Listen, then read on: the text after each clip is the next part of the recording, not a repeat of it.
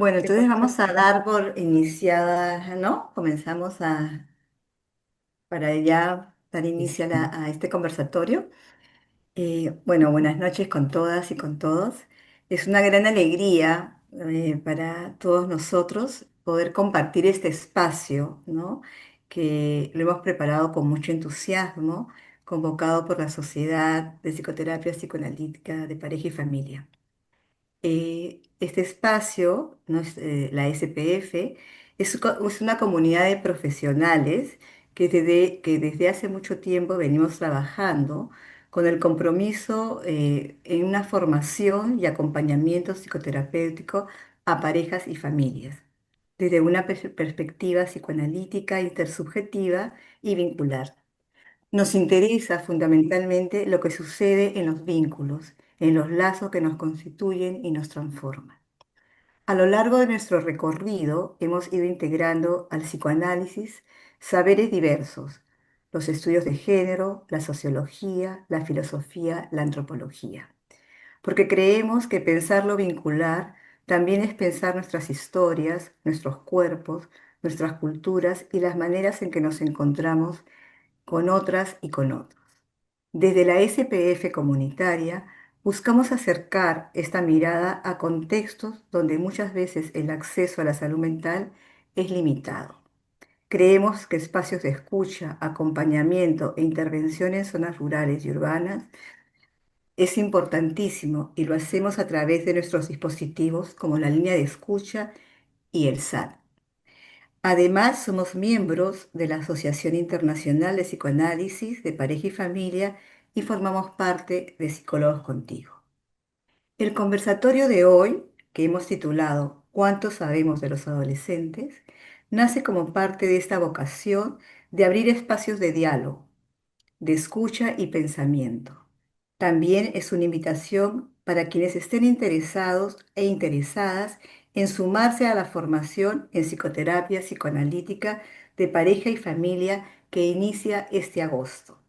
Nos acompañan esta noche María Eugenia Otero, Darío Ugarte y Mónica Mujica, a quienes agradecemos mucho por estar aquí, por su generosidad de compartir sus experiencias y sus reflexiones con nosotros. Sabemos que la adolescencia es un proceso atravesado por cambios, búsquedas, preguntas y afirmaciones, pero también es un tiempo potente, creativo y diverso. Hoy nos preguntamos, ¿de qué adolescencia hablamos? ¿Existe una sola forma de ser adolescente o hay muchas, marcadas por el género, la clase, la cultura, la geografía? ¿Qué sucede con las adolescencias en contextos como el nuestro, donde la desigualdad, la violencia y la exclusión social siguen siendo una realidad cotidiana?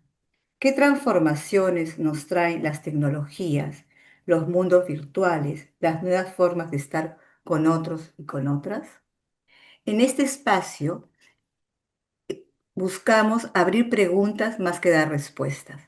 Queremos problematizar, pensar, reflexionar juntos y juntas, escuchar otras voces, compartir inquietudes y comprender mejor esas subjetividades adolescentes que muchas veces son habladas pero no siempre escuchadas. Gracias por estar aquí, que este conversatorio sea un tiempo de encuentro. Mónica y Marugenia hoy nos presentarán algunas reflexiones a partir de la serie Adolescencia. Darío reflexionará sobre el concepto de adolescencia y el papel del Estado como regulador de las políticas sobre adolescencias. Voy a presentar ahora a Mónica, quien iniciará el conversatorio, seguirá Marugenia y después Darío.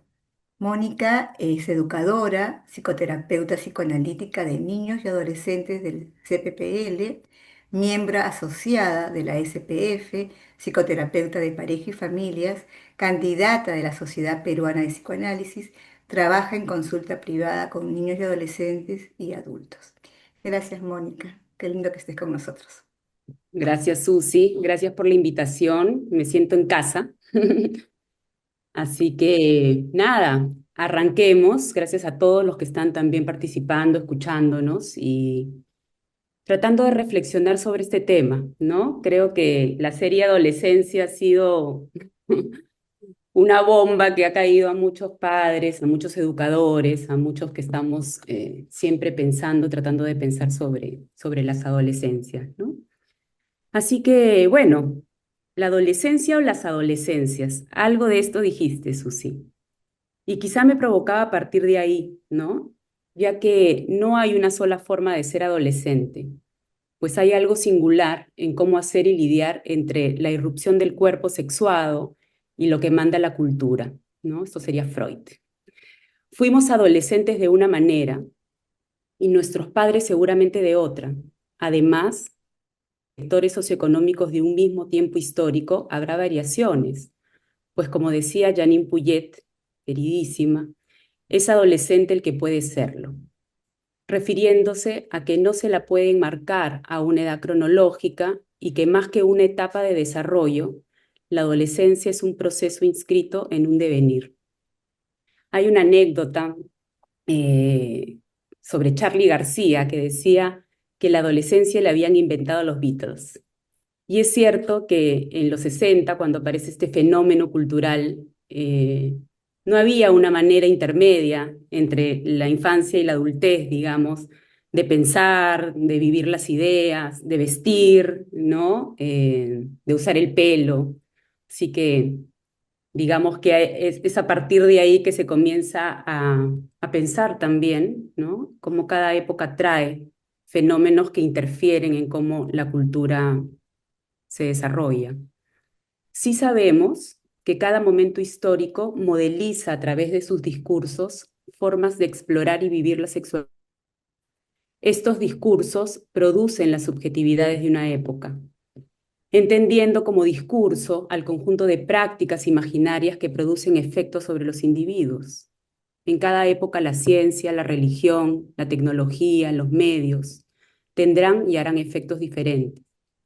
Sobre los chicos que llegan a nuestras consultas hoy, sabemos que el discurso que más efecto tiene sobre la subjetividad es el discurso mediático o el de las redes sociales. Paula Sibilia, una autora que me gusta mucho, una antropóloga argentina, ensayista, en su tesis sobre la intimidad como espectáculo del 2008, anunciaba la caída de los muros divisorios entre el adentro y el afuera, o sobre los contornos claramente definidos de la esfera de lo íntimo o lo público. Todo lo que en la modernidad intentó estar claramente dividido, en la posmodernidad queda diluido. Se empezó a hablar de modernidad líquida, buscar nuevos bordes, complejidad, etc. Pasamos con la llegada de Internet, dispositivos y redes sociales del marco propia, delimitada por paredes, a otras coordenadas, de un mundo menos sólido. Y así podemos seguir también pensando en esa marca divisoria tan importante y clara entre lo que era ser niño, adolescente y adulto de la modernidad, que va quedando desdibujada. Por ejemplo, ¿no? ¿Qué sería una sexualidad normal y una perversa hoy? No sé si alguien la podría definir por lo menos con bordes claros. ¿Qué es normalidad y qué es patología? Hoy en día, un chico no tiene que salir de su casa para estar afuera, ya no están protegidos, ¿no? Por ejemplo, por las paredes del colegio, que fungían de cierto continente a la información a la que podían acceder. Estar adentro, fuera, cerca, lejos, no tiene la misma connotación en tiempos en la que los adultos fuimos subjetivados. Tampoco hay una separación entre las formas que el capitalismo interviene en sus discursos. Ha logrado volver a los adolescentes en grandes consumidores y a niños también, volviéndose una parte central de la identidad adolescente. Vemos niños de, bueno, por lo menos lo veo yo, niños de 8, 9, 10 años, teniendo comportamientos más asociados a la adolescencia que a la infancia. Por ejemplo, en una de las redes más consumidas por niños y adolescentes, TikTok, vemos la emergencia de la sexualidad en niñas a muy corta edad. Hoy, en el ciberespacio, grandes y chicos pueden también tener acceso a la misma información de contenidos por edades. En la era de la información, no es mediado por la familia. Lo que sabe un niño hoy trasciende y decodifica las lógicas modernas. Un clic, un mensaje de voz son suficientes para encontrar contenidos, resolver tareas, conocer amigos, etc. Circula esta es una anécdota última que me voy enterando de cosas, una red social entre adolescentes, ¿no? Llamada PURP. Es como un Tinder, pero para adolescentes, me explica una paciente, donde se puede hacer y encontrar amigos de diferentes latitudes. Puede ser para giliar o solo hacer amigos, me dice. Nada de esos intercambios pasan por la presencialidad conocida. ¿Podemos pensar que hoy algunas adolescencias empiezan antes? Donald Meltzer, psicoanalista estadounidense con trabajos muy importantes en la adolescencia, decía que la adolescencia no corresponde a una edad cronológica, sino a un estado mental. Vemos niños ansiosos por ser adolescentes y a padres más cercanos en su imagen a la adolescencia que a la adultez que conocíamos. Esa es una marca de época. Los discursos sobre verse bien, ser saludables, hacer ejercicio, ser exitoso, atraviesan imaginarios de niños y adultos. Incluso hoy en día vemos niños con desarrollos puberales que empiezan antes. Y observo dos efectos sobre este tema en consulta. Pediatras que inician una serie de prácticas para contrarrestar esta pubertad adelantada y los que comienzan a decir que simplemente ahora la pubertad empieza antes. Lo que quiero decir con esto es que no es que los niños necesariamente nacen más acelerados, sino que nacen bajo un conjunto de prácticas y discursos que tiene efectos en la psique y en el cuerpo. Cuando, es una cita, cuando el muchacho amable, tranquilo y cooperador, decía Meltzer, se vuelve ruidoso, rebelde y problemático, el trastorno emocional deja de estar restringido por los límites fisiológicos y sale hacia la esfera familiar y social. Nos encontramos perplejos ante Jamie, personaje de la serie Adolescencia, siendo acusado de un acto terrible. Un chico mostraba algunos cambios, no parecía tanto un adolescente como el que teníamos representado, confrontador, malgeniado, descompletando los ideales familiares, armando grandes guerras de confrontación generacional con sus padres. Más bien vemos un chico que, silencioso y apartado, irrumpe en la escena social de manera violenta. Pareciera que confrontar a los padres en interminables guerras a muerte, donde era evidente que algo de la agresión y sexualidad empezaba a tramitarse, pasara hoy por otros carriles, no necesariamente mediados por la familia. Recuerdo a unos padres asustados en consulta que me decían que temían que su hijo ahora de 19 años nunca había sido rebelde ni disruptivo, solo se la pasaba en su cuarto con su computadora o en videojuegos. Algo de eso le hacía pensar al padre que era como una bomba de tiempo y que se le había pasado muchas veces por la cabeza entrar a revisar el historial del chico para saber en qué andaba. Si preservamos esta idea más clásica de la adolescencia, ¿no? Pensada como un cuerpo sexuado que irrumpe de pronto y le impone un trabajo a la mente enorme, cuando no se tiene herramientas para procesar todos esos cambios, y que hace de ella un momento turbulento, la pregunta sería, ¿cómo se produce la subjetivación, se lidia con las pulsiones y se construye la sociabilidad en un contexto como el actual, fuertemente mediatizado, con preponderancia la imagen, la visibilidad y la carrera hacia el éxito? ¿Cómo se crea y preserva el espacio de intimidad en tiempos donde se han diluido estos límites entre propio y ajeno, íntimo, público? Muchos chicos vienen a consulta queriendo salirse de las redes, hartos de lidiar con eso, les quita mucho tiempo y se salen. Y luego manifiestan sentir, llaman FOMO, ¿no? Este Fear of Missing Out. Y rápidamente vuelven a estar conectados con el ciberespacio. Si bien la serie Adolescencia muestra una realidad de chicos de la cultura inglesa, no necesariamente equiparable con la nuestra, hay algunas pistas interesantes. Padres por fuera de las lógicas adolescentes, con lenguajes usados hoy por los chicos. Aprendimos sobre incel, sobre 80-20, sobre la píldora roja y quedamos todos desconcertados, no teníamos idea. Nos mete a una tarea ya no de suponer sobre el adolescente, sino a tratar de entender desde una postura más ingenua, ¿no? ¿De qué se trata ser adolescente? Exigiéndonos una alta disposición a querer enterarnos. Pero querer enterarse sobre qué es un adolescente necesita tiempo en momentos en donde todo es acelerado, estamos cansados y no hay mucho espacio para eso. Hoy los padres preguntamos, ¿de qué es eso de lo que están hablando? De hecho, mucho de eso nos pasa a los analistas en consulta. Por ejemplo, cuando hablan de las diferentes formas de expresar su género, por decir una de las muchas cosas, ¿no? Que nos ubica en un lugar de ignorancia y que en el mejor de los casos, con una alta curiosidad de querer saber. Siempre ante los cambios se puede desestimar, ¿no? Como que esto es una moda, o cerrar la conversación diciendo que son tonterías, ¿no? De eso de lo que están hablando los chicos. Pero de esa manera, los adolescentes también quedan extraviados en la inmensidad de información que los inunda. La brecha generacional, entendida como eso que una generación nueva trae e irrumpe en lo conocido, donde los padres se vuelven esos que ya no entienden, que ya no saben, hoy que una brecha ha sido un salto cuántico que rompe paradigmas, haciendo más compleja la escucha.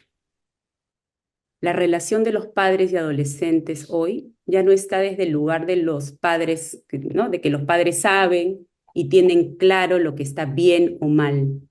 Pareciera más una relación sin asimetrías, donde poner un límite o una regla por un consenso y no una imposición. Consenso que está mediado por el querer saber y tratar de entender. Bueno, lo dejamos por ahí para Ujú. que luego sea Gracias. una discusión. Gracias, Mónica. Muchísimas gracias. Ujú. María Eugenia. María Eugenia, te presento. Es licenciada en psicología, psicoanalista, doctoranda en psicología de USAL, profesora adjunta de la Cátedra de Psicología Evolutiva de Adolescencia 2 de la UBA en la Facultad de Psicología, profesora adjunta de la práctica profesional Problemáticas Clínicas en Niñez y Adolescencia y Familia en la UBA en la Facultad de Psicología, supervisora en ámbitos públicos y privados de equipos asistenciales en salud mental en niños y adolescentes, escritos varios. Muchas gracias, Eugenia. Bienvenida. Te escuchamos. Bueno, muchas gracias a ustedes por la invitación. Siempre es lindo un espacio para reflexionar y pensar algunas perspectivas por ahí más clínicas de lo que venimos trabajando en la facultad. Bueno, voy a actuar un poco como los adolescentes en un lenguaje plural que tiene que ver con una producción de una categoría que siempre está como vigente en un pensar que tiene que ver con la categoría del nosotros. Lo hablo en plural porque siempre es un pensamiento que desarrollamos en equipo, en la cátedra y en la práctica, y en un programa de extensión de asistencia comunitaria que dirijo en la facultad, se llama Modelo de Intervención Psicoterapéutico para niños, niñas y adolescentes en situación familiar difícil. Para nosotros ese espacio es muy importante porque es lo que nos permite pensar una noción que es la noción de producción de subjetividad y cómo vamos pensando un espacio de producción subjetiva en relación a un sesgo de época. Y en esa perspectiva vamos viendo cómo aparecen distintas manifestaciones o problemáticas clínicas vinculadas a un quehacer o un hacer cultural, digamos. Entre las manifestaciones más relevantes actividades que elige el que padre por este nosotros domingo. vamos encontrando, digamos, dentro del contexto clínico, tienen que ver con una gran producción de niveles altos de ansiedad, importantes dificultades para tramitar la agresión y la elaboración en cuanto a poder construir un proyecto con un ideal de futuro, grandes problemas en función del control de la frustración y la intolerancia a situaciones de frustración muy elevadas, problemáticas clínicas que las podemos pensar más en la línea de la patología del acto y de la acción, y con grandes dificultades para construir un proceso de simbolización y de representación. Bueno, distintas perspectivas que van como situándonos a los analistas en un pensar permanente y en un nivel también para nosotros que tiene que ver con salir de una situación de perplejidad y asombro y ponernos a pensar, igual manteniendo la perplejidad y el asombro, porque, digamos, todo el tiempo hay como una sensación de superación en cuanto a cómo ir pensando esas coordenadas, ¿no? Entendiendo que los procesos adolescentes los vamos pensando en la línea de una puesta en desorden en relación al cuerpo, en relación a los vínculos y en relación a la época. Una puesta en desorden que es necesaria y es saludable porque, bueno, los adolescentes tienen la capacidad de poner sobre el tapete, digamos, sobre la superficie, todo aquello que en lo familiar aparece silenciado o en lo cultural también, ¿no? Entonces, bueno, cuando aparece es un fenómeno disruptivo y en algunos casos, para los grupos familiares, difícil de acompañar y de tolerar. Entonces, ese desorden muchas veces es eyectado, ¿no? O puesto en el afuera. Eh, Gran parte de entender, digamos, la producción de subjetividad es poder pensar el lazo con la cultura, ¿no? Y cómo una sociedad que produce constantemente un signo de violencia, eh, a veces desconoce que la producción de subjetividad en los adolescentes es una respuesta frente al modelo identificatorio que impera. Eh, Venimos atravesando distintos momentos que tienen que ver con situaciones de violencia y de crueldad constante, de un nivel de hostigamiento permanente, donde la pulsión de muerte va inscribiendo ahí un tejido bastante significativo. En esa perspectiva nos posicionamos como adultos y es lógico que los chicos respondan desde esa perspectiva también. Entonces, a veces en el mundo adulto se construye cierta hipocresía, digamos, de pensar que los chicos reproducen violencia sin saber por qué, ¿no? Ese es un punto que me parece importante ahí. Los adultos nos debemos una responsabilidad porque gran parte de la producción de violencia en los procesos adolescentes está muy ligada al desamparo y a las fallas en el ejercicio de las funciones de sostén, de diferenciación, de poder producir un vínculo asimétrico saludable. Vivimos en un proceso social donde la violencia funciona como un espacio de fusión y de indiferenciación, fomentando vínculos indiscriminados y a veces de carácter incestuoso. En esa línea indiferenciada, los procesos de subjetivación adolescentes vienen a alertarnos que algo de esto del mundo adulto hay que repensar.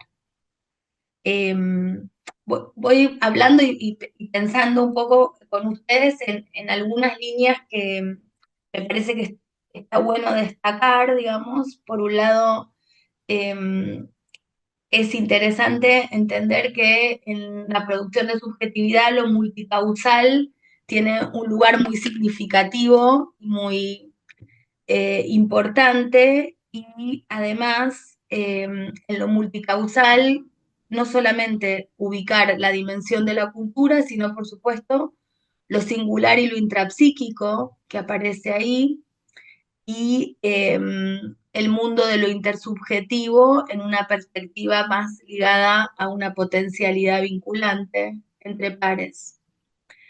Y por otro lado, en cuanto a una línea más ligada a una dimensión transgeneracional, gran parte de las situaciones de violencia que impactan en el psiquismo en los adolescentes también tienen que ver con efectos violentos ligados a los lazos familiares y procesos no elaborados a nivel del antepasado, ¿no es cierto? Como ciertas situaciones traumáticas, violentas, no han podido ser elaboradas e impactan en el psiquismo.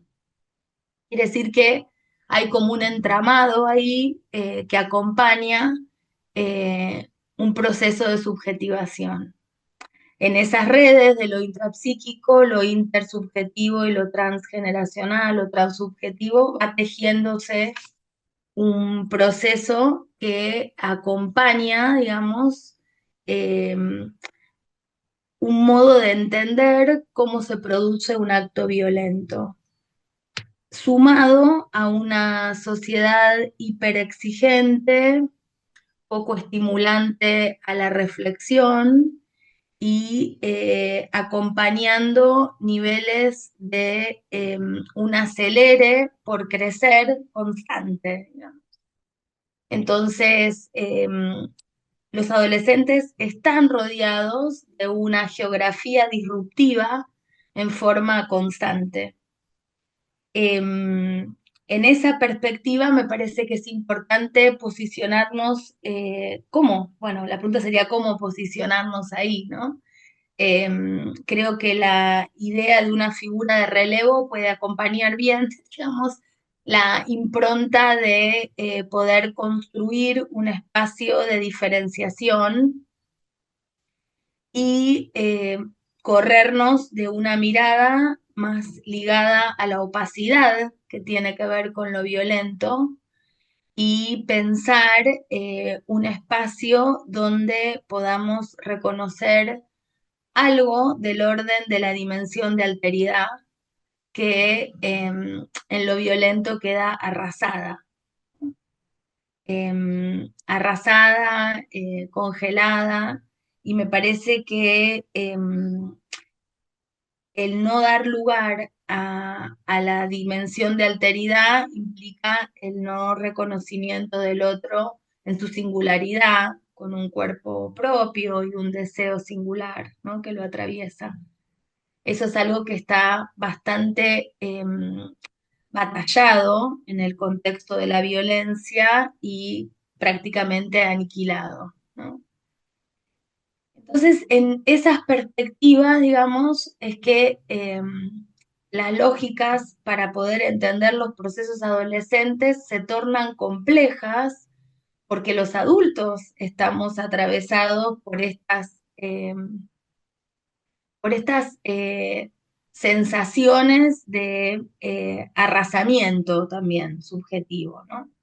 Creo que un poco el planteo que hacía la colega en relación a la serie tomó esa perspectiva de mostrar lo violento también del lado de la fragilidad psíquica, ¿no? Y cómo el protagonista muestra un grado de fragilidad muy significativo en una primera escena. La policía irrumpe, digamos, en la casa y uno se encuentra un adolescente, casi niño, digamos, con un aspecto muy puberal, que se despierta, sale de su cama y se encuentra mojado, ¿no? Y hecho pis, ¿no? Digo, ahí hay como una primera escena, digamos, que muestra el grado de vulnerabilidad psíquica, más allá del acto violento que tiene que ver con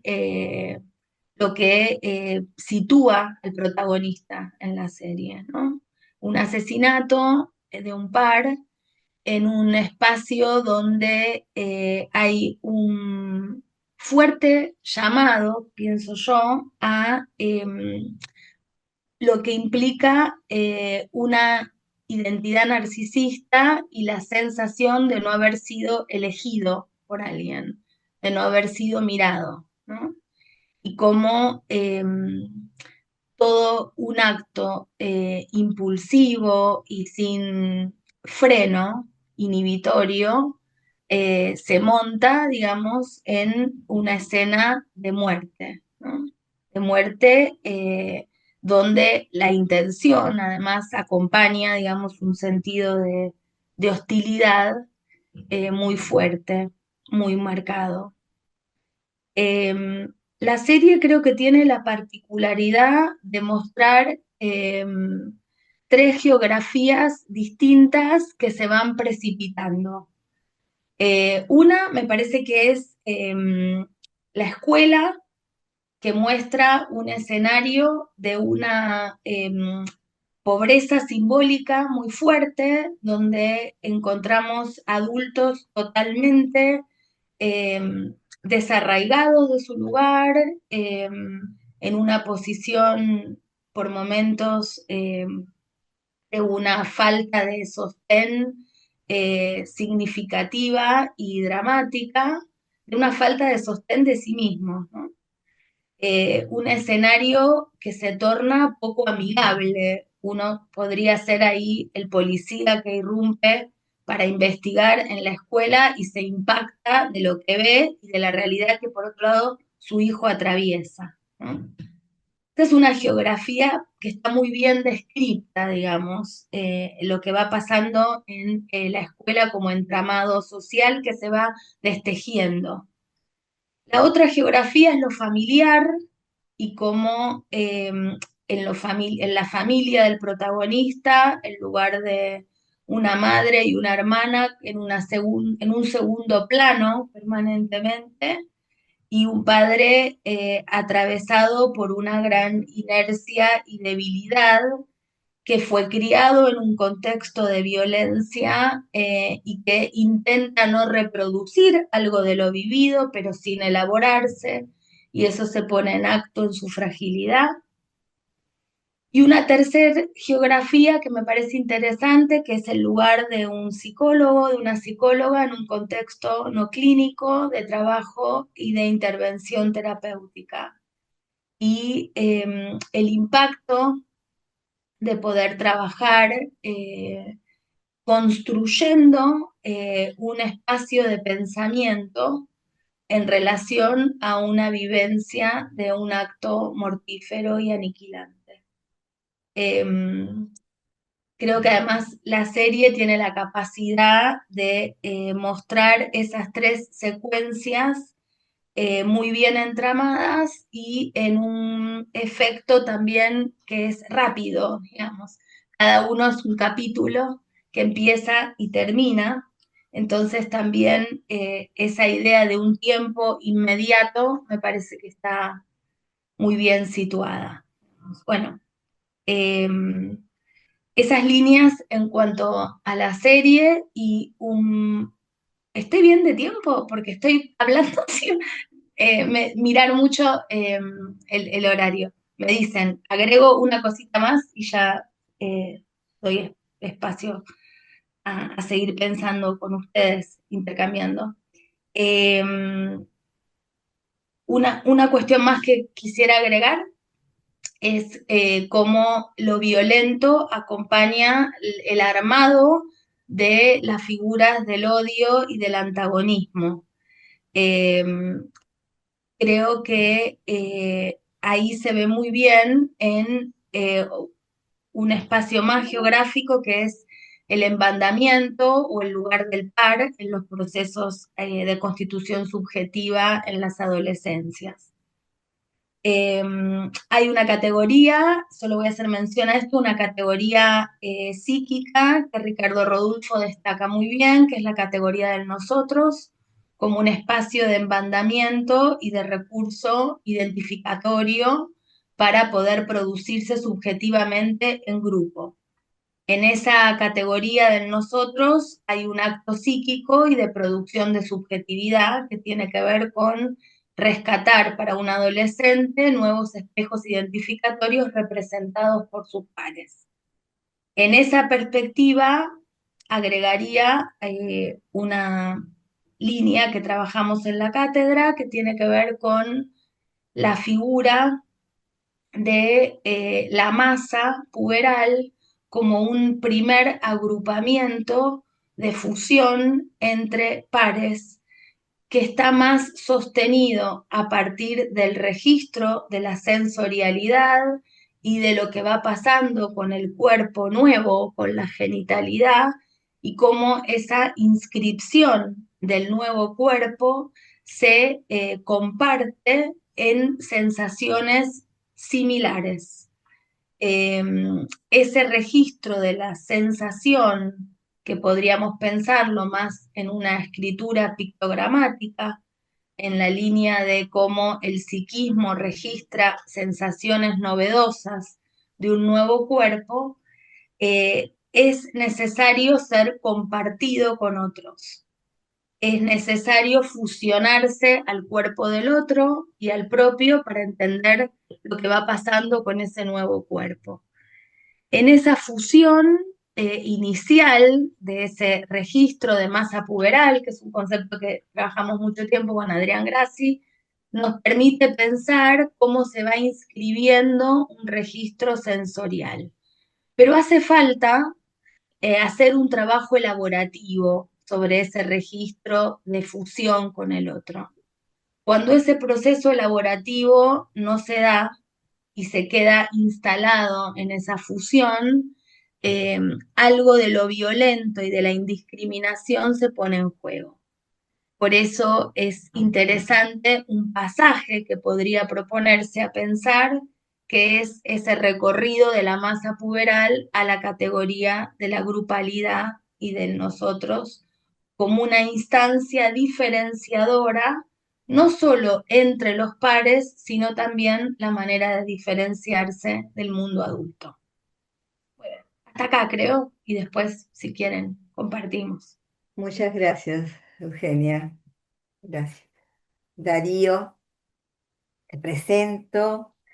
Darío es docente de educación secundaria con estudios de maestría en género, sexualidad y políticas públicas, estudios de diplomatura en sistematización de prácticas educativas y en formación de formadores en educación para el desarrollo.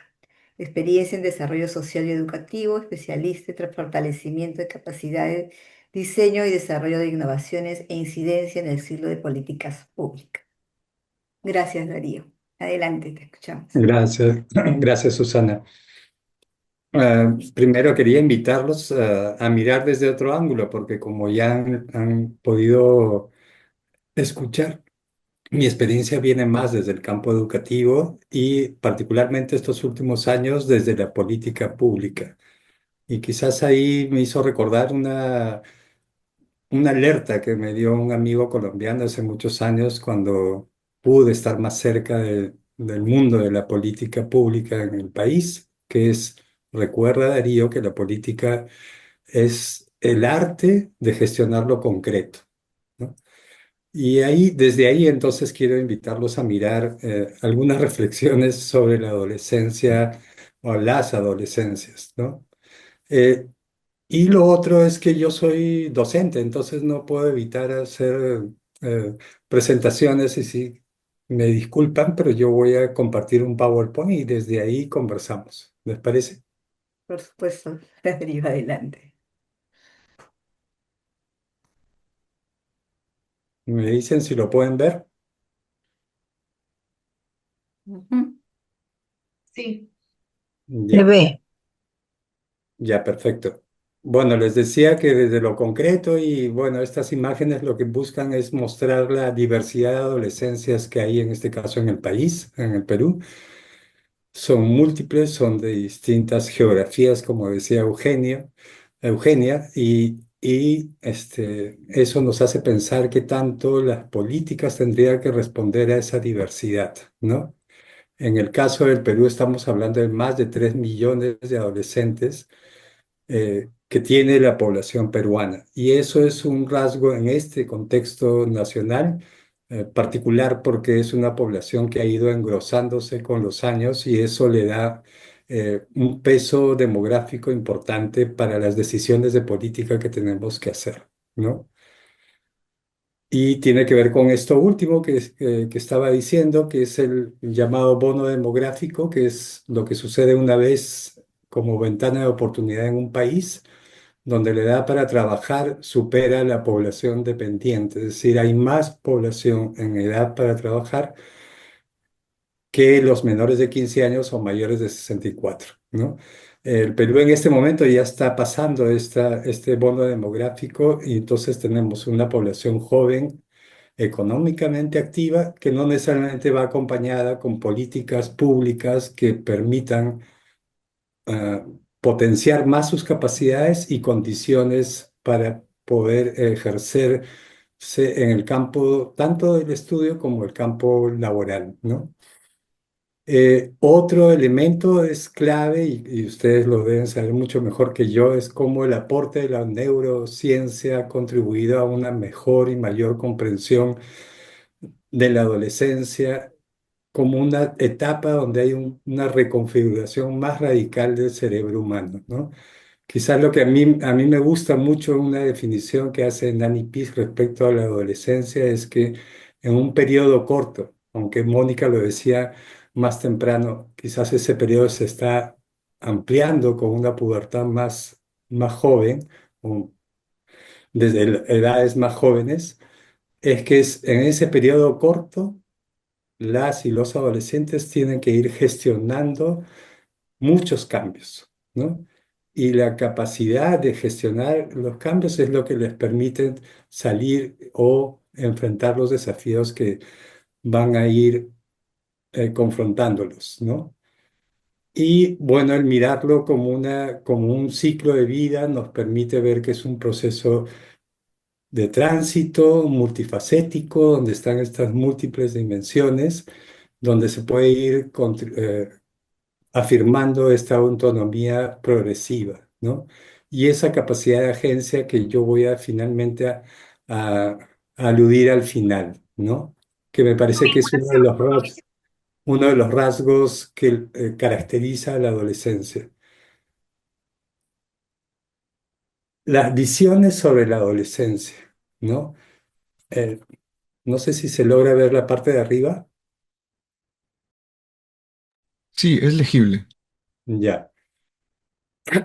Bueno, así como nos ven, así es como nos tratan, decía una frase, ¿no? Y en el caso de la adolescencia, este es uno de los elementos clave, ¿no? A inicios del siglo XX, los estudios que se hicieron sobre adolescentes que estaban eh, pasando por un momento en un contexto determinado, hace que se les defina como una etapa de estrés, ¿no? Y tormenta, ¿no? Y esa visión de la adolescencia ha ido manteniéndose como una etiqueta difícil de desprender. Estas expresiones que ustedes ven en esta nube de palabras son las que normalmente aparecen cuando se habla de adolescentes, ¿no? Se reconoce su creatividad, como decía más temprano Susana en la presentación, pero también con inestables, indecisos, complicados, bravucones, y esa diversidad de miradas influye luego en la manera como las decisiones que se toman respecto a quiénes son, cómo se ejercen en la vida y qué vamos a hacer frente a eso, ¿no? Desde esta perspectiva, ¿cómo hacemos para transitar entonces de comprender la adolescencia más allá de una mirada del déficit, es decir, de aquello que no son? No son niños, no son adultos, no tienen en este momento capacidad para gestionar probablemente sus emociones, no tienen todavía claro qué es hacia dónde van, la capacidad para poder medir las consecuencias, a una perspectiva más bien centrada en sus potencialidades. Esta mirada del déficit muchas veces también es entendida como una mirada de amenaza, ¿no? Entonces hay que tener cuidado de quiénes son ellos y hay que contenerlos. Lamentablemente, hace una semana hay un hecho que sucedió en Colombia, este atentado al senador perpetrado por un adolescente que es asumido como un sicario, porque es justo la etapa donde la norma es obviamente más flexible por la edad que viven los adolescentes y que quienes están en estos grupos delincuenciales, como también sucede en el país, aprovechan eso para poder atraer a los adolescentes y poder hacer uso de ese espíritu, esa fuerza, esa energía de aventurarse e ir entrando en un ámbito donde él va transformando su manera de mirarse a sí mismos en relación con el otro y con la sociedad. Entonces se mira al adolescente como una amenaza y entra el Estado para decir tenemos que regular y controlar. Es más, sabemos que en el Perú ha salido una norma que explica, que regula esto y ha bajado la edad de la sanción para adolescentes. Ese es claramente un ejemplo de cómo, desde una visión del déficit o la amenaza, las decisiones de política influyen también en la posibilidad de mirar al sujeto y a la relación que queremos establecer con ellos, ¿no? ¿Cómo hacemos para transitar a una perspectiva más bien centrada en sus potencialidades, ¿no? Pues es un esfuerzo casi como este iceberg, ¿no? De poder sumergirnos más allá de estas primeras preguntas, que pueden ser mucho más, pero más allá de lo evidente para poder comprender cómo nos están invitando Mónica y Eugenia. Es decir, no es solamente saber cuántos son, o dónde están, o de qué cultura provienen, o qué violencia viven, o cómo son vistos, ¿no? O qué hacen, sino también comenzar a comprender quiénes son, hacia dónde van, cuáles son sus expectativas. Y esa invitación es a sumergirnos en este iceberg para saber en qué están haciendo, en qué participan. Cuando uno comienza a mirar las actividades en las que están las y los adolescentes y jóvenes, uno ve que están activamente produciendo, participando en distintos grupos, sean políticos, culturales, deportivos, ¿no? Que les permite poder sentirse parte de algo, ¿no? Y por otro lado, y ahora las redes sociales, ¿no? Decía Mónica, ya lo de afuera está dentro, ¿no? Y también es otra forma de participar y de aparecer, ¿no? De existir. Pero también cómo ven su futuro, ¿no? Cómo ven su futuro porque está muy vinculado con cómo ellos se ven, cómo quieren ser y quiénes son, ¿no? Y por otro lado, mucho más pequeño, pero esta geografía, como nos decía Eugenia, de la escuela, una escuela de cómo los ve, ¿no? Cómo los percibe y cómo está este espacio que puede ser un continente, un contenedor, termina siendo más bien de repente un espacio que no permite explorar y profundizar esas potencialidades, ¿no? Entonces, transitar de una mirada del déficit a una mirada de las potencialidades es esta aventura de ir sumergiéndonos y buceando para ir comprendiendo las adolescencias y en el caso del Perú, comprender que esas adolescencias se dan en contextos diversos o en geografías diversas, como decía Eugenia, y conforme vayamos comprendiendo, eso nos va a permitir comenzar a construir vínculos con ellos. Hay un proyecto que tuvo la UNESCO acá en el Perú en varias regiones, sobre todo en ámbitos más rurales que urbanos, y una de las constantes que salió, a pesar de que sean regiones andinas y amazónicas, es que las y los adolescentes que participaban de este proyecto tenían al mismo DJ holandés como un referente para ellos. Evidentemente las redes han contribuido a que se establezca esa conexión, ¿no? Esa articulación entre ellos. Pero eso nos está diciendo que hay más allá que se está moviendo en el mundo adolescente que nos permite establecer entonces un vínculo entre ellos y constituirlos como un grupo con el cual tenemos que comenzar a dialogar, a conversar y a entender, ¿no? Esto lo saben probablemente mucho mejor que yo, pero quería remarcarlo en términos de oportunidades, porque yo creo que estos tres retos que nos plantea la adolescencia es la que nos permite entonces comenzar a establecer las posibilidades de construir un vínculo probablemente distinto, centrado en sus potencialidades, ¿no? La construcción de la identidad o de las identidades, ¿no? La gestión de su sexualidad y la gestión de las emociones. Es bien interesante en este momento en el Perú, en el Congreso ya hay un predictamen para que se constituya una comisión de eh, una alta comisión para poder cambiar el currículum escolar, donde uno de los temas que se ha colocado tiene que ver con todo lo que es educación sexual integral. En este caso, cómo el Estado, en vez de favorecer un proceso de afirmación de las identidades de las y los adolescentes, más bien está irrumpiendo, tratando de moldear o modelar eh, parte del proceso de afirmación de la identidad adolescente, que tiene que ver con su sexualidad. Entonces ahí lo que quiero establecer esta relación no es gratuito, sino es una manera de comprender al sujeto desde esta visión del déficit, y desde esa manera de comprender al sujeto, entonces se toman decisiones que van luego a influir en las posibilidades y limitaciones que implica decisiones de política de este tipo, ¿no? Y finalmente yo quería compartir algo que me parece clave desde educación, ¿no? Hay un estudio que ha hecho la Universidad Católica en el Perú que se llama Ser adolescente en el Perú. Y hay dos constantes. Una de las que ha señalado Eugenia, que es lamentable, pero la violencia atraviesa toda la trayectoria de vida de los adolescentes, ¿no? En sus distintas formas e intensidades, ¿no?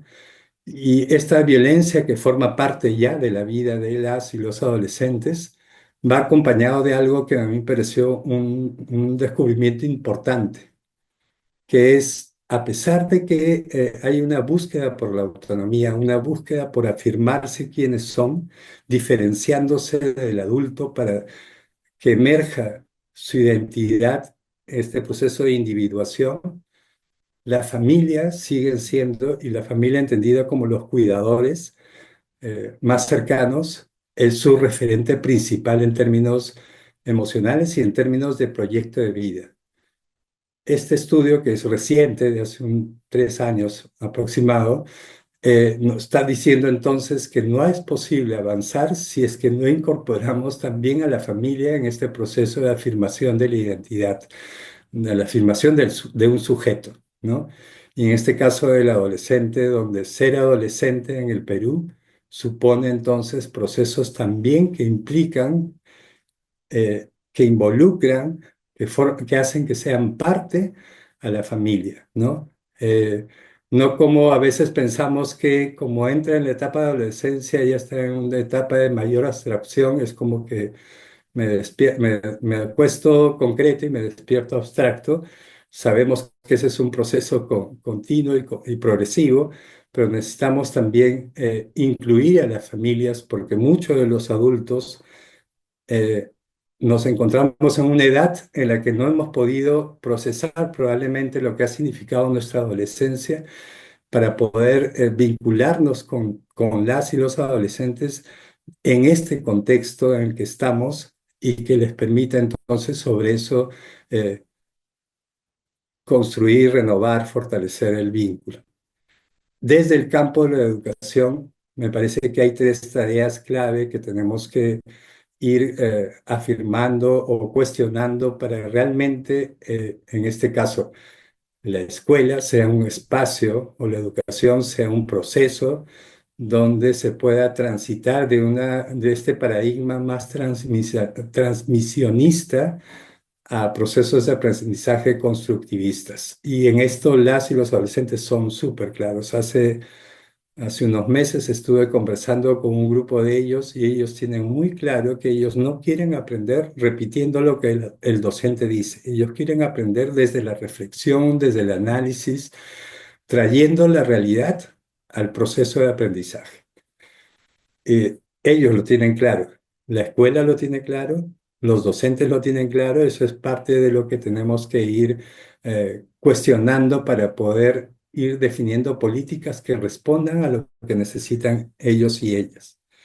Y dentro de eso tiene que ver con la renovación de la práctica del docente, eh, que parte desde construir vínculos cercanos para descubrir quiénes son ellos, ¿no? Hace muchos años conversando con docentes que acompañan a adolescentes, entre ellos estaban sorprendidos de cómo al cambiar el- la práctica, su manera habitual de relacionarse en la escuela, en formas y espacios distintos, les permitió descubrir quiénes eran ellos, ¿no? Y este descubrimiento no era un descubrimiento que los alertaba, sino más bien que los emocionaba. Entonces, es como ese bucear en el iceberg, pero un bucear para descubrir y motivarte desde ahí para renovar esa práctica, ¿no? Y lo otro es que, como decía hace un momento, los adolescentes son exigentes con respecto a lo que quieren aprender y por eso exige que los docentes puedan tener una oferta educativa que tenga una alta demanda cognitiva y que eso les permita a los chicos seguir explorando las potencialidades que tienen. Y una de ellas que es clave y que aparece en la adolescencia es la metacognición, esa capacidad de poder pensar y reflexionar sobre lo que, la manera como aprendí o la manera como se sucedieron las cosas. Y eso, explorarlo y explotarlo en la escuela es importantísimo porque permite entonces generar condiciones para que los chicos puedan ir afirmándose desde sus propias capacidades, ¿no? Y lo tercero es que la escuela, el docente no está solo, ni los chicos están solos en el aula, con los docentes están en un entorno que es la institución educativa y que ese entorno tiene una cultura determinada, pero es una cultura que en el caso del Perú, no sé si sucede en otros lados, probablemente sí, está más centrada en la obediencia que en formar ciudadanos que sean reconocidos y reconocidas de su propia individualidad para que sean parte y puedan transformar su entorno. Y finalmente, desde mi experiencia en estos años, la manera como yo he visto que los chicos se sienten, que una forma de aparecer, de ser y de existir es a través de la participación. Eh, si la escuela asume la participación como un eje que estructura la vida institucional, si la familia asume la participación como una forma de ser, de relacionarse, donde la voz de todos son reconocidas, donde la manera como interactúas y transformas el entorno es una forma de aparecer y de ser reconocidos por quién eres. Ya eso mismo está contribuyendo a que los chicos se vayan afirmando y vayan decantando hacia donde ellos se imaginan a sí mismos y se imaginan en su futuro cercano, en su futuro inmediato o en su futuro un poco más lejano, ¿no? Entonces, mi reflexión va porque mientras más eh, cuestionemos las visiones que tengamos sobre la adolescencia con estos elementos que nos han traído Mónica y Eugenia y comprendamos mejor desde ahí los vínculos con ellos y ellas, las decisiones que se tomen desde el espacio más privado, como puede ser la familia, como institucional o político, van a estar en consonancia con eso que estamos mirando y construyendo, y en este caso de un adolescente que también es capaz y va asumiendo que tiene un rol protagónico y donde su capacidad de agencia es reconocida porque desde ahí es donde puede ir transformando su realidad. Sea la realidad, no me refiero solo a la realidad de entorno, sino hasta su propia realidad, ¿no? Me refiero a la más subjetiva. Bien, entonces yo creo que desde ahí es posible entonces hablar de la política como un acto que responde a acciones concretas, pero partiendo desde el reconocimiento de un sujeto que tiene esas enormes potencialidades y entornos o geografías que están pensadas, están renovadas o están cuestionándose para poder replantearse el vínculo y desde ahí entonces afirmar posibilidades de afirmación, de renovación, de construcción. Bueno, lo dejamos ahí y seguimos con el diálogo. Muchas gracias, Darío. Gracias. Bueno, creo que hemos escuchado tres comentarios excelentes que nos han permitido tener una visión más o menos, no diría completa, pero por lo menos elementos, pinceladas súper interesantes sobre cómo miramos a estos adolescentes, a las y los adolescentes.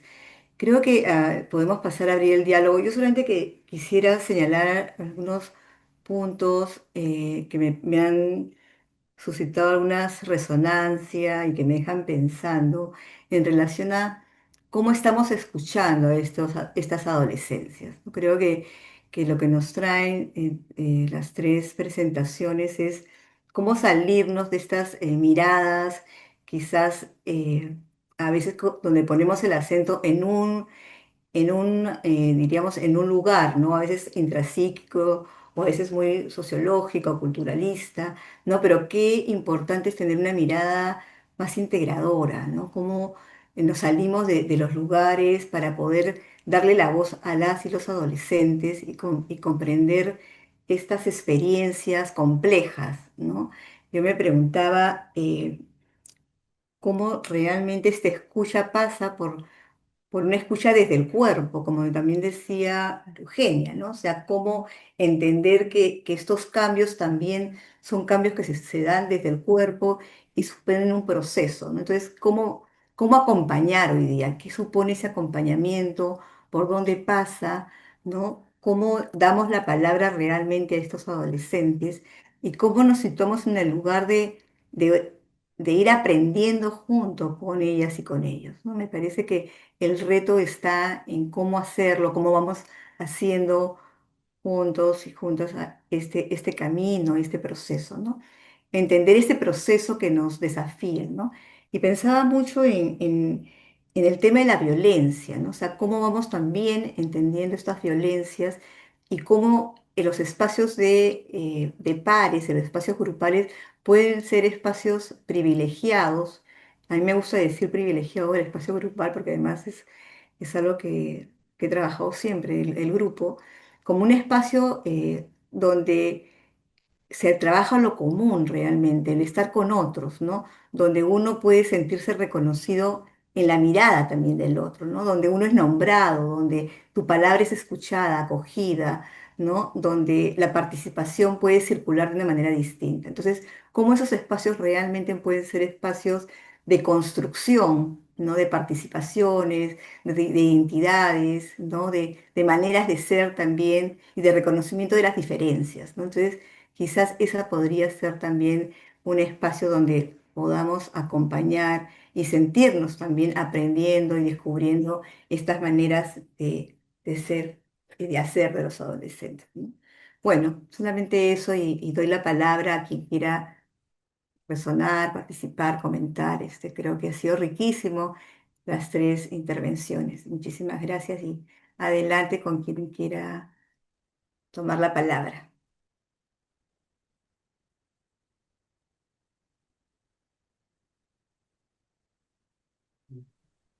Bueno, empiezo yo entonces. Adelante, Hilda. Eh, Nada, ¿no? Agradecerles porque me ha ido como produciendo muchas preguntas. Quería empezar con una, ¿no?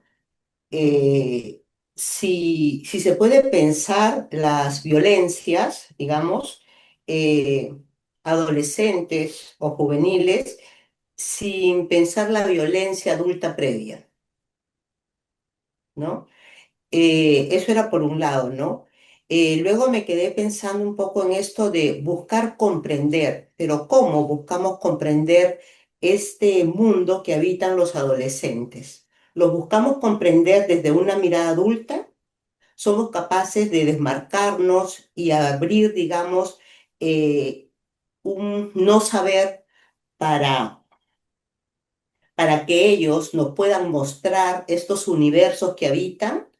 Porque pensarlos desde el adulto creo que cierra la posibilidad. ¿Qué mundos habitan los adolescentes hoy? Eso por un lado, ¿no? En la serie Adolescencia, por ejemplo, que me pareció un pasaje muy interesante, cuando el hijo del policía le da las claves para entender lo que está pasando. Y él se descoloca, se sorprende, porque queremos explicar lo que les pasa a ellos desde nuestro mundo.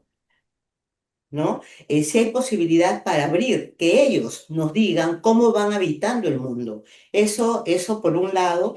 Y lo otro que pensaba era en esto que compartía Mónica, de lo privado y lo público, del adentro y el afuera. Pensaba esto, la casa, la calle, ¿no? El aislamiento, donde su conexión, esto para salir del aislamiento, es a través de Internet. Ellos están conectadísimos a Internet.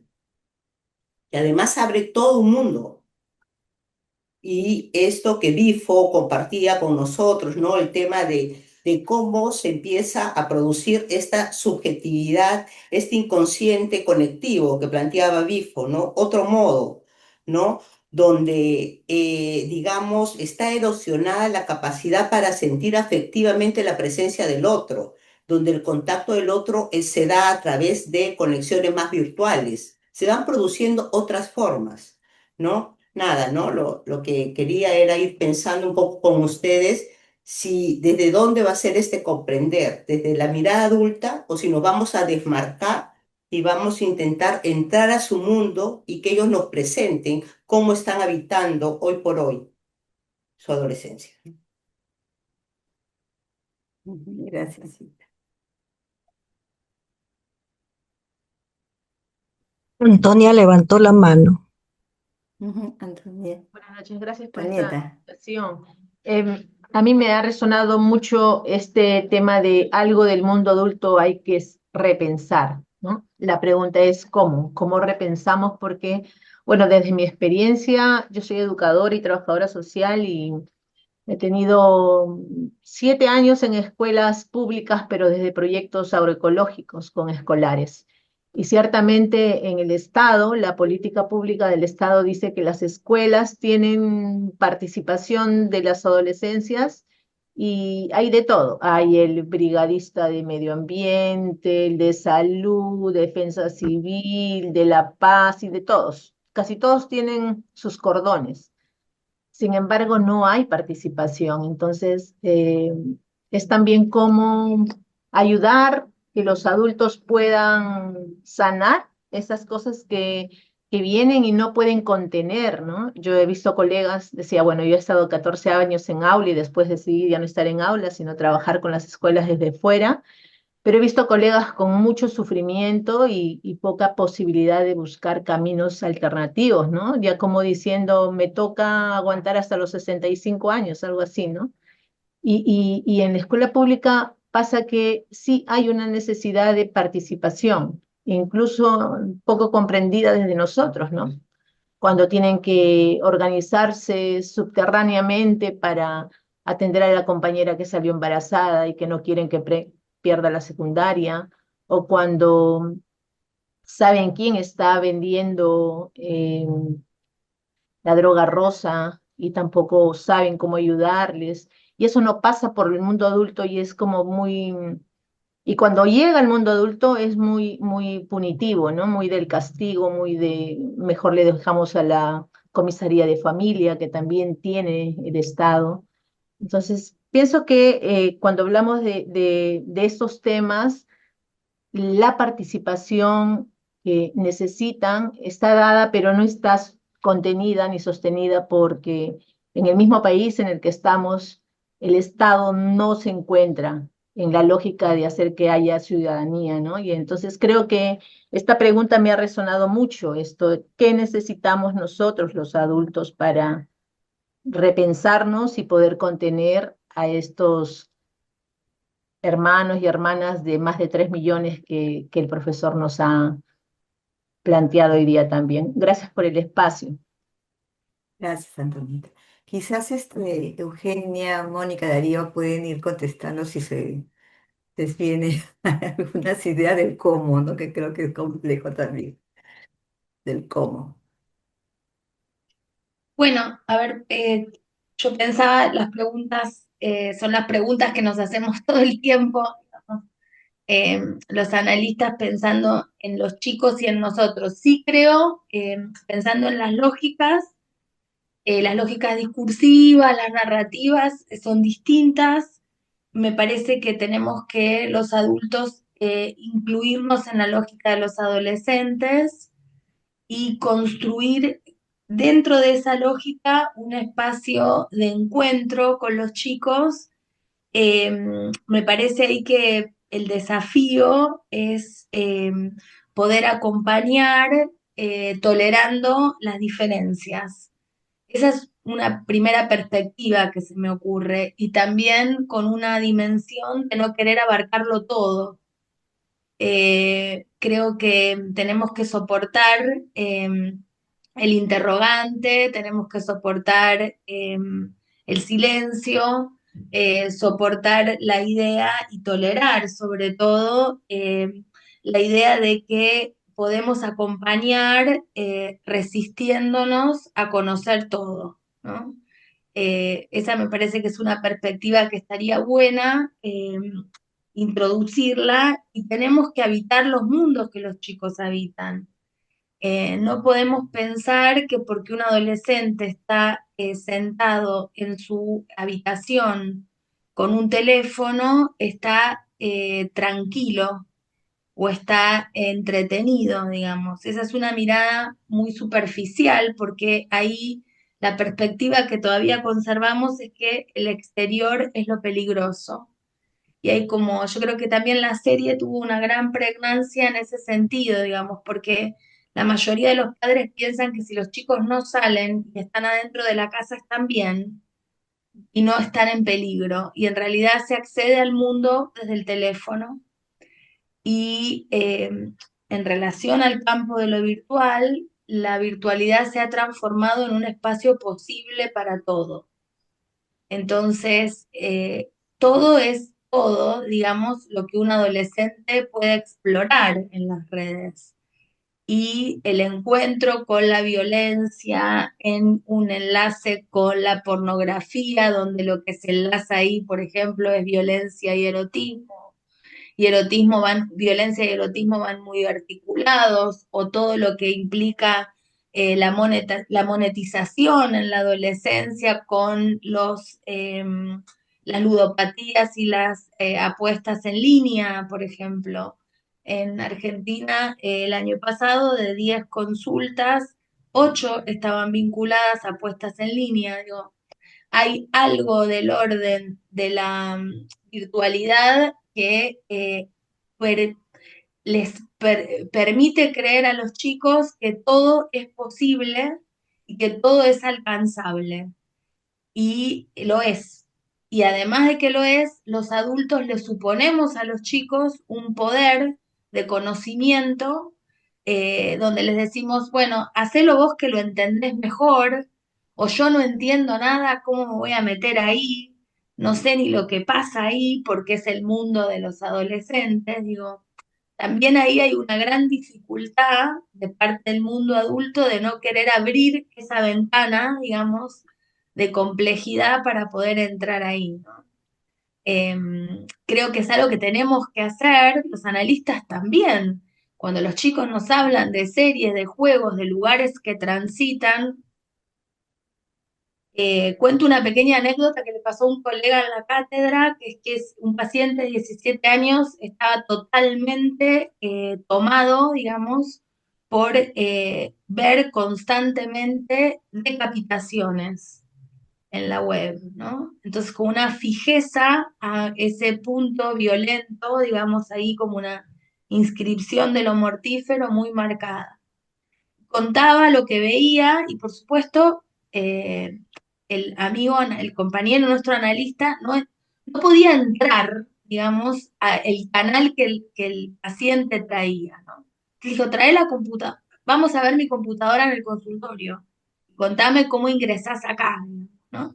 Siempre entraba a una deep web, digamos, a todas esas profundidades de la virtualidad, a la cual cualquier persona común no entra tan fácilmente, digamos, a nosotros se nos aparecían, lo hicimos en la cátedra el ensayo, digamos, de ver cómo entrar y se nos aparecían, nos bloqueaba todo el tiempo, digamos, el chico la tenía clarísima cómo entrar.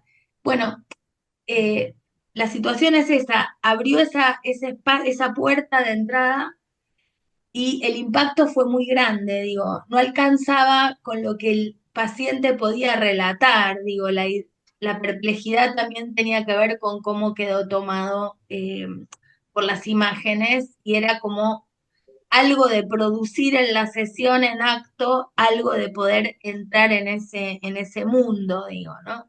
Acá había mucho que trabajar, además de la historia personal de él, digo, pero del paciente. Digo, ahí era muy impactante ver lo violento en carne viva, digamos, ¿no? Más allá de lo que los chicos pueden relatar, dibujar o jugar. Digo, el jugar y el dibujar como dimensiones narrativas, también lo pienso.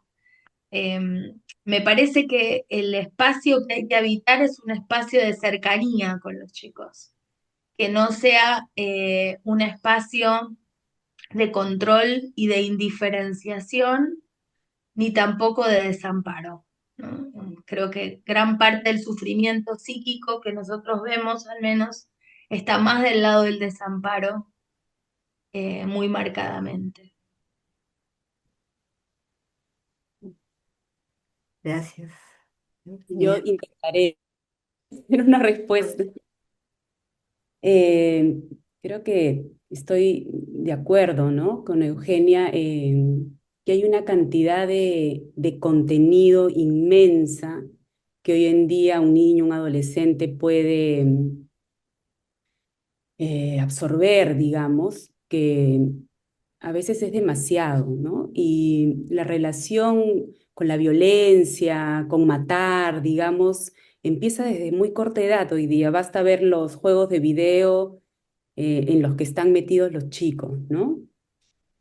Uno lo va aceptando porque, bueno, es parte de lo que toca, pero, ¿no? Cuando uno se acerca un poco a los juegos en los que están, todo tiene que ver un poco con violencia y yo me preguntaba cómo se asimila, ¿no? Cómo se decodifica toda esta cantidad de información.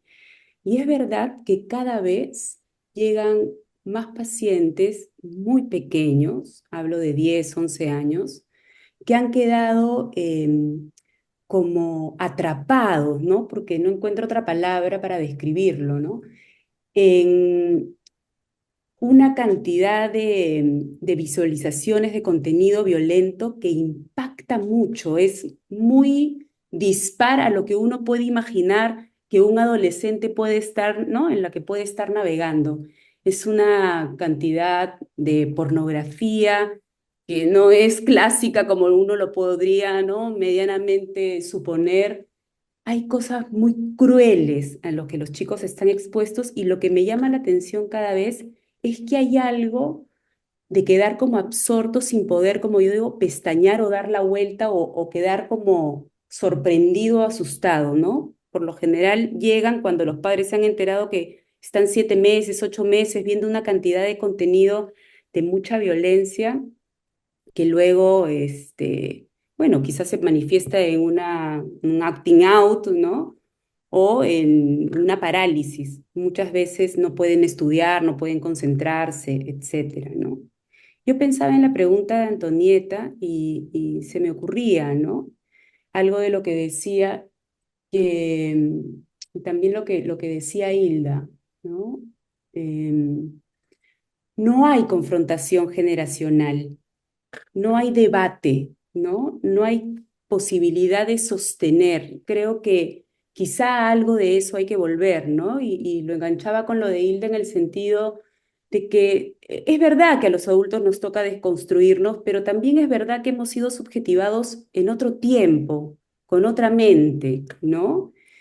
Y habrá algo que uno va a tener posicionarse, ¿no? Desde un no saber para poder entender, hay mucho de esto que uno tiene que hacer, pero también es posible, creo yo, mostrar otro lado de la historia y entrar en confrontaciones y en debates y sostener esas diferencias, no con las ganas de querer poner una idea sobre otra o desestimar lo que traen los chicos ahora, pero ponerlo en ¿no? Hacer un ejercicio de poder confrontar ideas, pensamientos, diferencias, cosas que son iguales, ¿no? Que se repiten o que no, ¿no? Y creo que eso se ha perdido mucho en la conversación, en el diálogo con adolescentes. Creo que muchos adolescentes se sienten desestimados, ¿no? Y ya no pasan por la confrontación. Les es innecesario, aburrido, ¿no? Poco productivo. Entonces las redes tienen pues las respuestas, ¿no? Y eso es un peligro, ¿no? Eso es un peligro, quedar solos. Claro. Ahí Gracias, porque para mí, para Jorge. la confrontación es necesaria la presencia de un adulto, ¿no? Winnicott lo trae re bien ahí en esto de no abdicar. Digo, está tan ausente la figura del adulto, tan desdibujada, digo que es una línea, bueno, muy finita y de mucha pérdida. Sí. Jorge, querías. Sí, Sí. yo pensaba también un poco lo que estabas planteando, Mónica. De repente el ser adulto no provoca, porque ¿qué ve un adolescente en los adultos? De repente Emil está con el celular también, ¿no? Y nosotros le vamos a decir que deje el celular, pero nosotros podemos estar absortos en el celular. ¿O qué ve los chicos en los adultos? Política en el Perú les provocará entrar por la política, es decir, a los chicos que llevan, ¿no? Los cordones que representan un cargo en el colegio, ellos querrían seguir usando cordones cuando lleguen a la adultez y dedicarse a la política. De repente, la adolescencia no está facilitada por los adultos que no sabemos cómo transitarla. Creo que el mundo que están viendo en el teléfono, si no tiene una interferencia del adulto, interferencia en el sentido de que yo me meto ahí, ¿no? No para fiscalizar, pero me meto para ver, incomodarlo, saber qué pasa.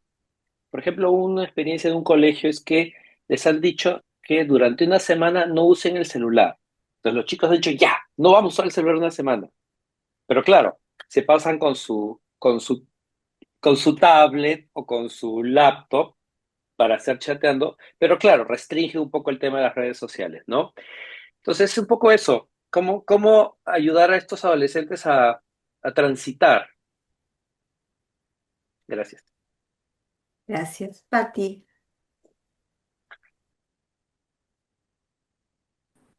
Hola, oye, muchas gracias María Eugenia, muchas gracias Mónica, muchas gracias Darío, me pareció súper interesante, la verdad.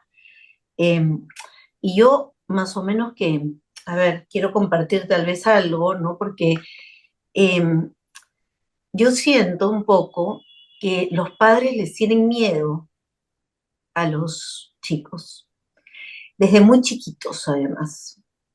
Sienten miedo. Y yo creo que eso interrumpe, ¿no? A lo mejor no permite, ¿no? Un diálogo entre que se produzca algo.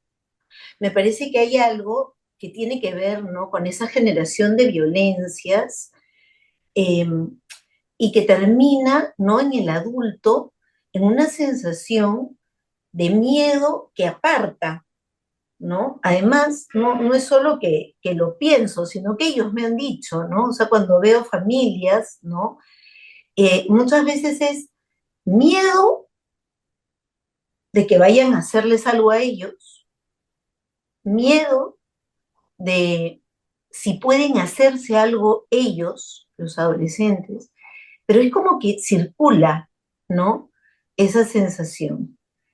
Em, Pensaba, ¿no? En cómo esta violencia, ¿no?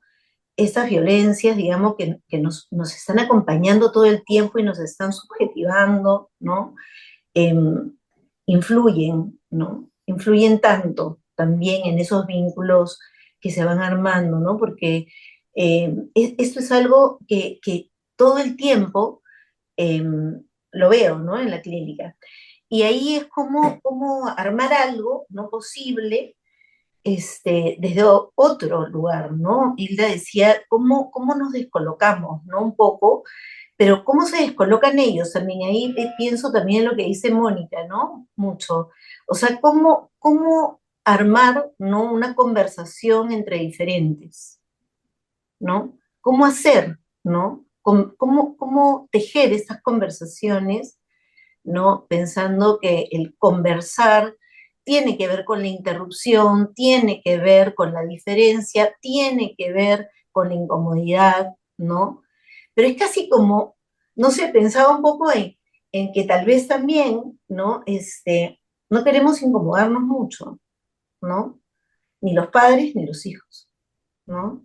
Entonces ahí, por ahí pienso en esto como reflexión y que me ayuda mucho también, en verdad, escucharlos. Me pareció bien interesante lo que dijo Darío sobre el poder mirar desde otro lugar que no sea el déficit, ¿no?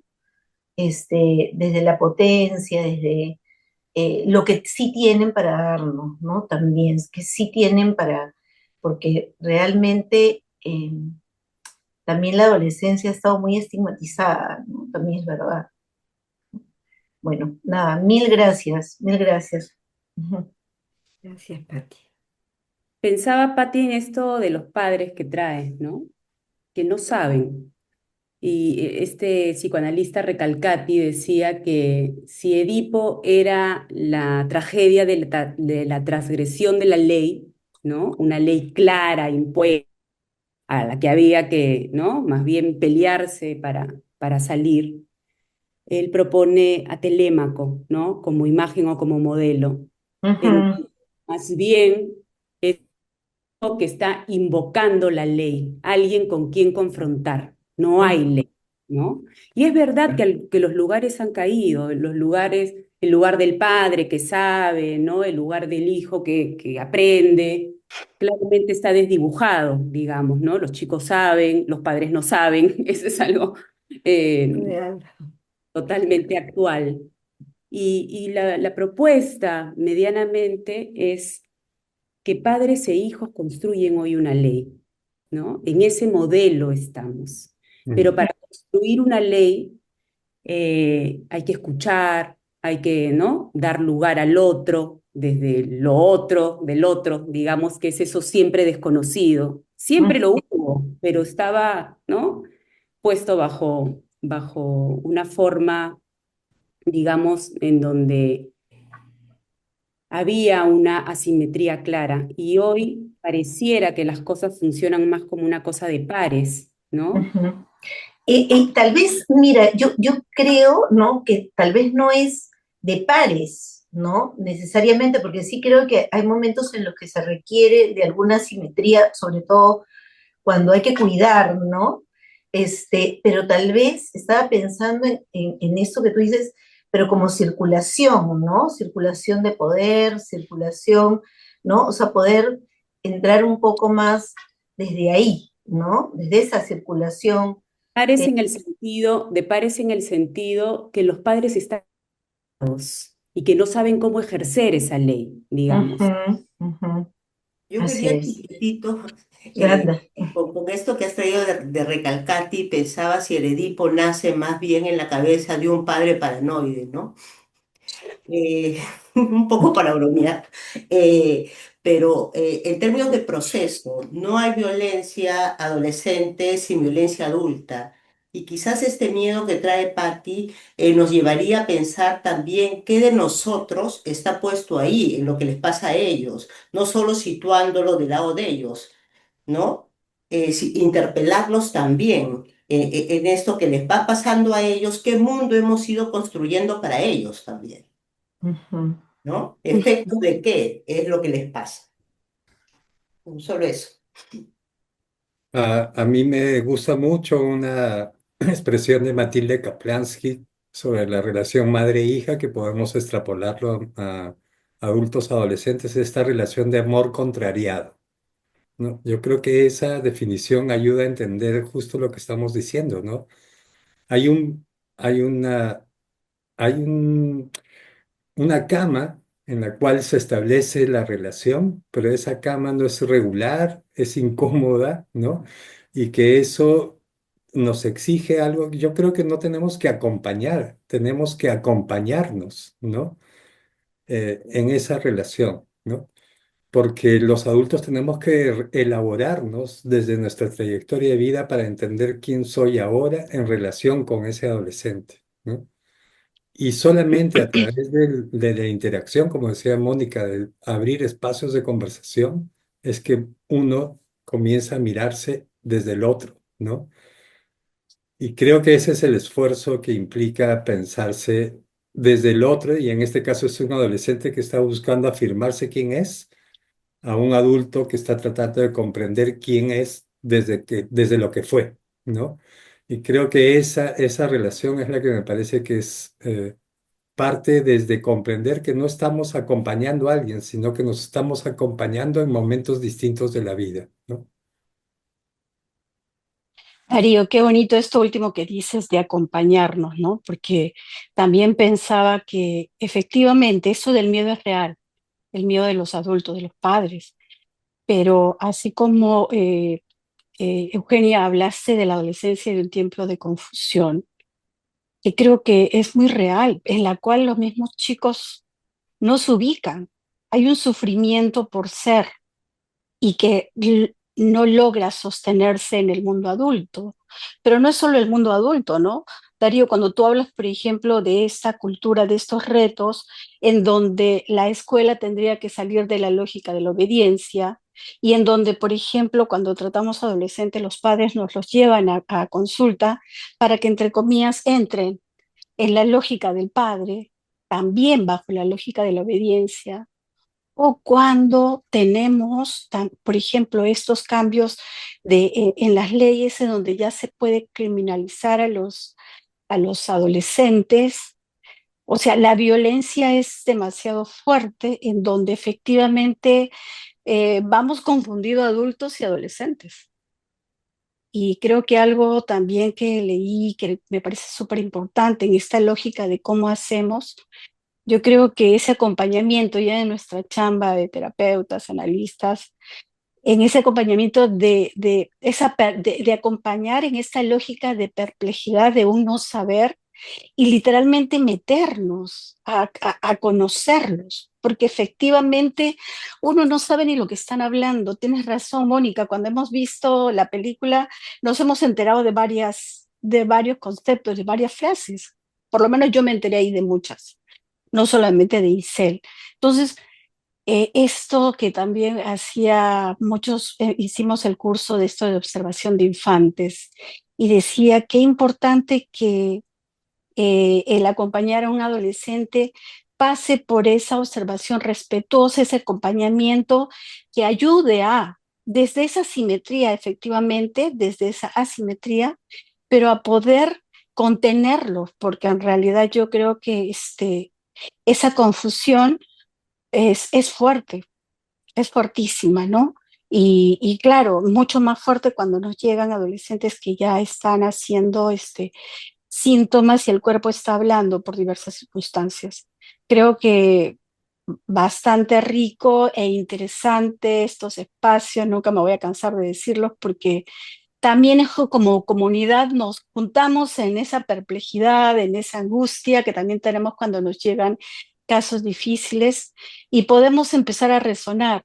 Y yo siento que es lo que los tres han dicho de alguna manera, ¿no? Tenemos que acompañar, tenemos que abrirnos a escucharlos con curiosidad, con asombro, que empiecen a ir tejiendo una historia, porque además ya los referentes que tienen son los pares.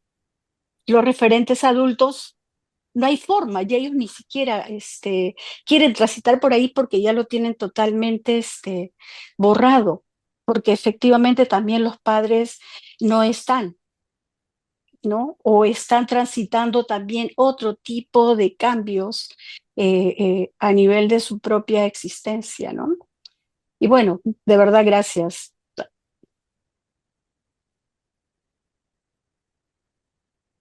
Estás muteada, Susi. Andrea Pérez estaba levantándola. Sí, Andrea. Buenas noches con todos y con todas. Es un tema que justo como acompañante estoy como sosteniendo varios casos y son similares. Resoné mucho con esto de las etiquetas. Yo soy anti etiquetas o intento siempre acompañar sin etiquetas y ver al ser humano como único, ¿no? Y con una pizarra en blanco. Y personalmente, cuanto más los adolescentes sienten esa validación sin juicio, esa escucha, ¿no? Esa presencia absoluta, ya sea cosas que ni entendemos o nos pueden, ¿no? Mm, Dejar paralizados, pero internamente, ¿no? Desde nuestra historia. Pero cuando nuestra mirada es así, con mucho respeto a este ser humano, tienen más confianza y libertad del diálogo. O sea, más que crear, ellos necesitan hablar. Todas las sesiones que ujú. tengo con mis adolescentes es hablar, hablar y hablar y hablar y se quejan de todo, del colegio, de los papás, o sea, hay una confianza absoluta. Y cuando entramos en esa complicidad, ¿no? Yo me vuelvo adolescente también en algunos momentos donde los acompaño y digo, ¿cómo puede ser eso, no? Del amigo, qué sé yo, casos, situaciones, entran en esa transparencia, ¿no? Pero creo que cuando más le brindemos esos espacios de diálogo donde ellos puedan soltar todo sin estar ahí cuidándose o diciendo, uy, esta adulta o este adulto no, Ah, me va a enjuiciar, ¿no?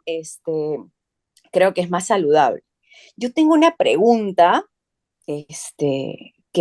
me está haciendo como un poco de ruido, porque también siento que como adultos tenemos la responsabilidad de colocar límites, ¿no?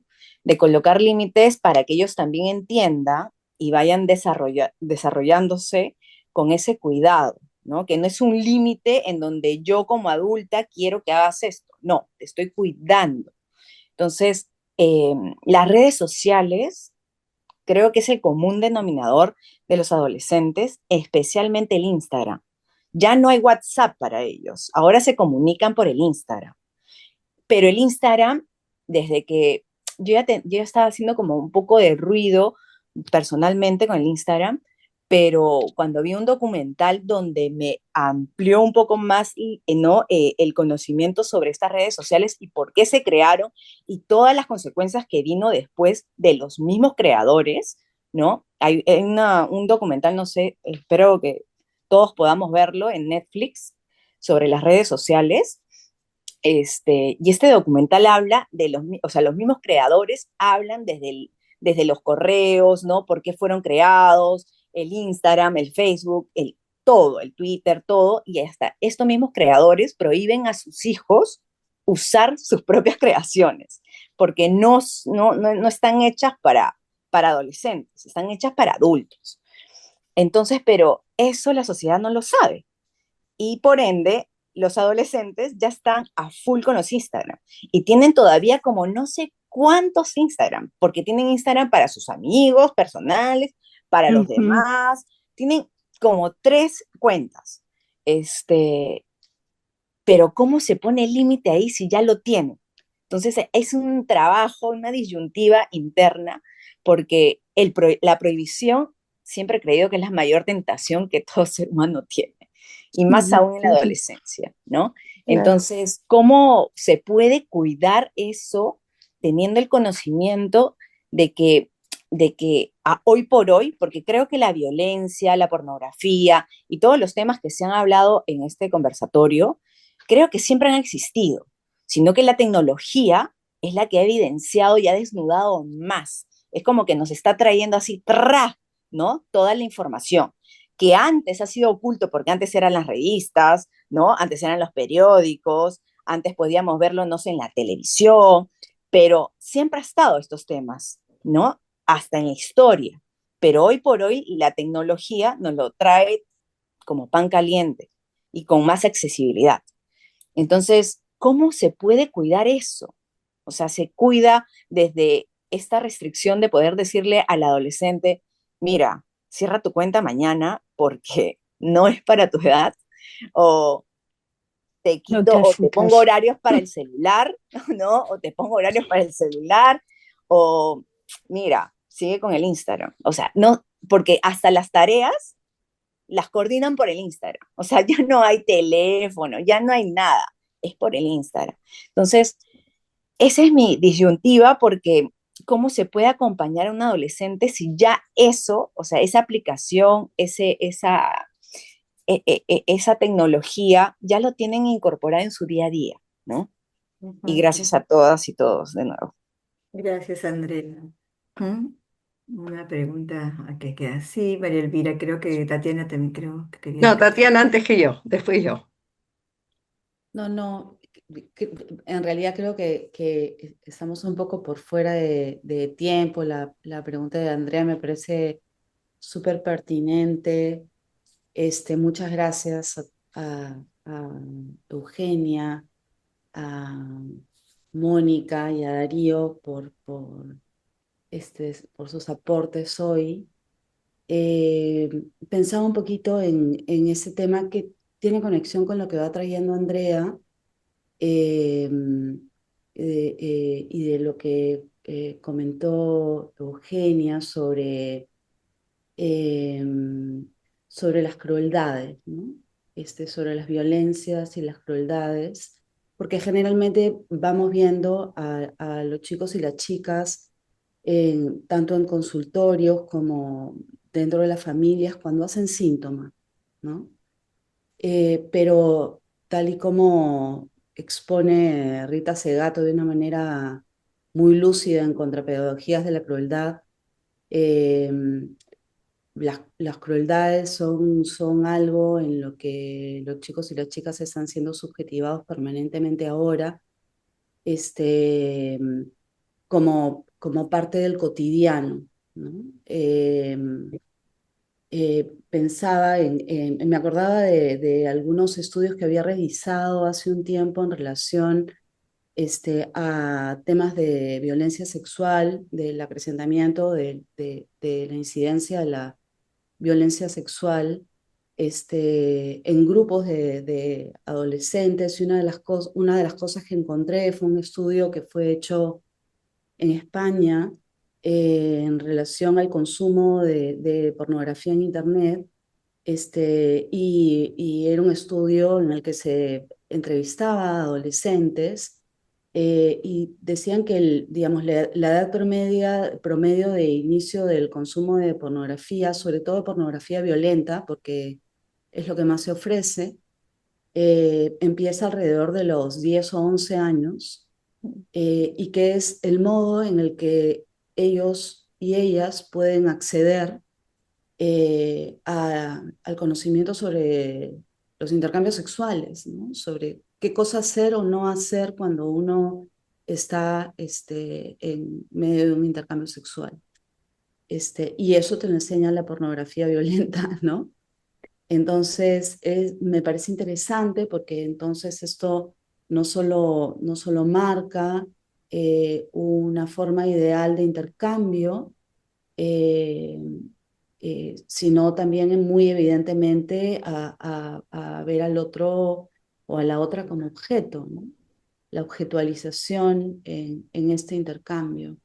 Y bueno, muchos otros elementos que se juegan ahí, ¿no? Entonces, pensaba en esto, en cómo acompañar lo que no hace síntoma, ¿no? O cómo poder mirar lo que no hace síntoma. Este, esta pregunta que Andrea traía sobre cómo hacer ofrecer a los y las adolescentes una, una plataforma que sostenga, ¿no? Yo no diría tanto que ponga límites, yo me peleo con esta noción de poner límite, y voy más en la línea de poder dar una red de soporte, ¿no? De poder ofrecer una red de soporte. Sé eh, que no hay recetas para esto y que una de las cosas que más nos convoca en estos tiempos, acompañando a niños, niñas y adolescentes, es la necesidad de ponernos creativos en la singularidad del caso por caso, ¿no?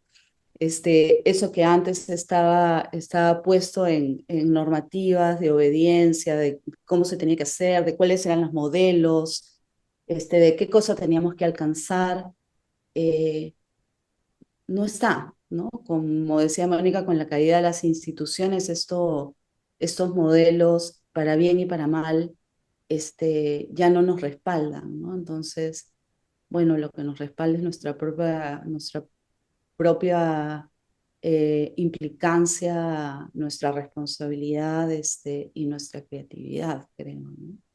Pero bueno, nada ahí. Bueno, Bueno, sí. yo solamente así en chiquitos quería cerrar. No me acuerdo qué psicoanalista, justo se me fue el nombre, esas cosas que pasan ya a la edad. Quería solamente, además de agradecer las exposiciones, y me parece lindísimo este conversatorio, eh, con una imagen que no sé si fue Guillermo Carvajal, bueno, un psicoanalista que trabajó mucho con adolescentes, y él decía que y a mí me ayuda mucho cuando trabajo con papás, sobre todo de adolescentes, ¿no? Y les digo, una función que deben tener los papás y las mamás de los adolescentes es ser como las peras del box, ¿no? Donde los hijos te vienen, te golpean, te mueven, pero no te caes, sigues ahí, sigues permanente, sigues sosteniéndolos. Y creo que eso es una imagen que ayuda mucho, de verdad que sí, porque el adolescente tienen que estar en esa situación no sé, de pelea, porque están buscando su propia identidad. Entonces tienen que romper paradigmas, tienen que romper un montón de cosas. Y la madre y el padre tienen que estar o los que los cuidan, en la suficiente capacidad de sostener esos arrebatos que nos traen los chicos y las chicas, pero estar ahí, seguir, porque para ellos es importante sentir que uno sigue ahí. Nada más. Era un aporte que a mí me ayuda mucho, ¿no? Como clínica y terapeuta de chicos y chicas y padres de chicos y chicas. Gracias, María Elvira. Bueno, ahora sí nos hemos extendido bastante más de lo pensado. Agradecer a Mónica, Darío, Eugenia por esta presencia. Creo que a todos los presentes también. Creo que ha sido un lindo conversatorio, mucho para seguir pensando, ¿no? Invitarlos a los interesados, a las interesadas, a la formación, ¿no? Este más o menos es el estilo que proponemos, abrir interrogantes, ¿no? Pensar, intervenir en las parejas, las familias, y ir haciendo un camino que también posibilite trabajar y con estas realidades, ¿no? Bueno. Muchísimas gracias por estar y esperemos encontrarnos próximamente. Muchísimas gracias. Muchas Buenas noches. gracias. Gracias Chao. a la SPF. Gracias. Chao. Gracias. Muchas gracias.